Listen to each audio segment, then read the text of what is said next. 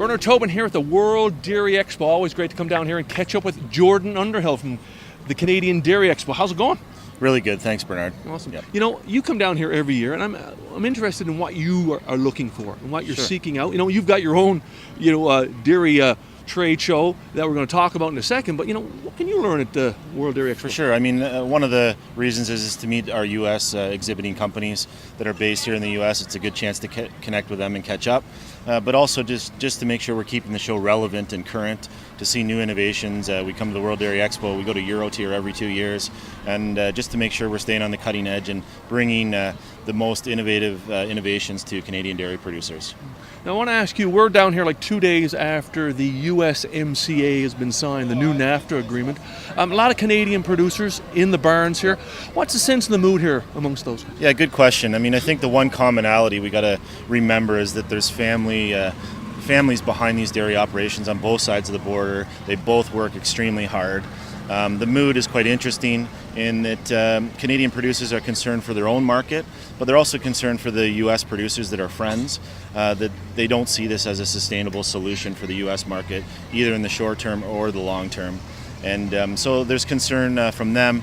U.S. producers are going through a really tough time, and we respect that. They're looking for something to hold on to, some positive element to hold on to, but we don't think that this is it for the short term or the long term.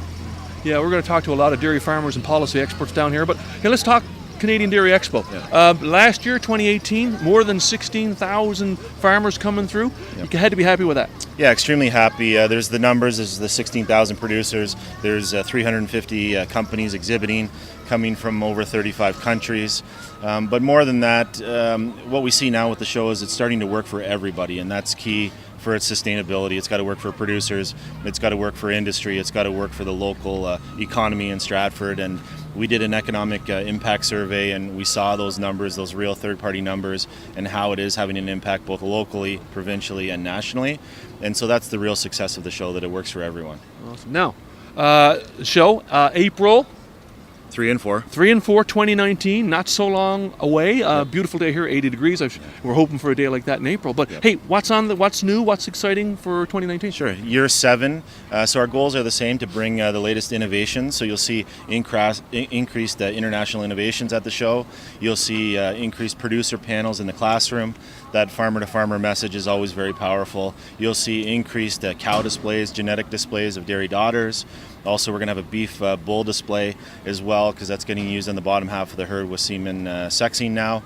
You're going to see a country legend, and I'll leave that as a bit of a mystery, for Cheese Fest we're bringing in. So yeah, we always try to keep it current and relevant. We always try to keep it fresh, so you can't afford to miss the show.